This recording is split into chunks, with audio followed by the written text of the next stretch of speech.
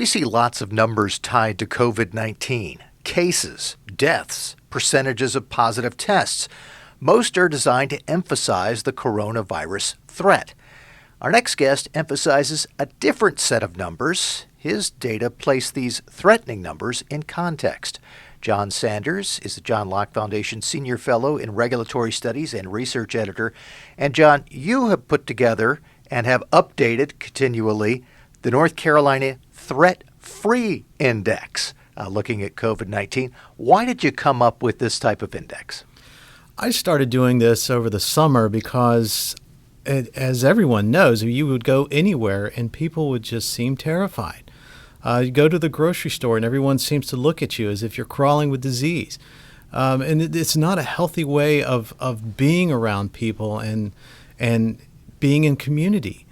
And so I decided to contextualize the numbers because even though the case counts are very big, compared with a state that's got over 10 million in population, that's a very, very small number.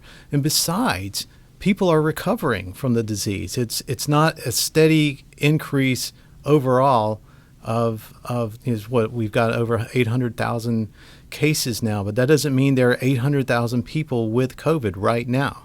And in fact, there's fewer than that. In fact, one of your main data points in this threat-free index is the number of people who have recovered, meaning that if they ever posed a COVID threat, they don't now. Right.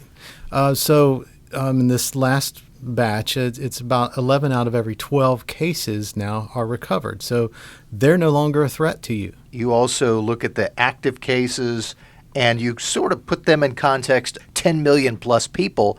It's a relatively small number. Yeah, it's very small. And so I just want people we need to be concerned, but appropriately concerned about living during a pandemic. We don't need to be terrified of every single person that we encounter. As I show at the end of this, 99.4% of us right now do not pose a threat to anybody. So if you were to walk into the store, the chances are very, very, very unlikely that you're going to be around somebody who has COVID. So calm down. Yeah. And so that does seem to be kind of the main point here, that if you actually look at the numbers and put them in context, the coronavirus threat, though it is a threat, is not the Ebola-style threat that it's been made out to be. Right. And I worry about my fellow North Carolinians, and I don't want them to be driven by fear. I mean, we definitely need to have respect for the virus, but not this paralyzing, gripping fear that I see so much. If you'd like to learn more, it is called the North Carolina Threat-Free Index. Its author is John Sanders.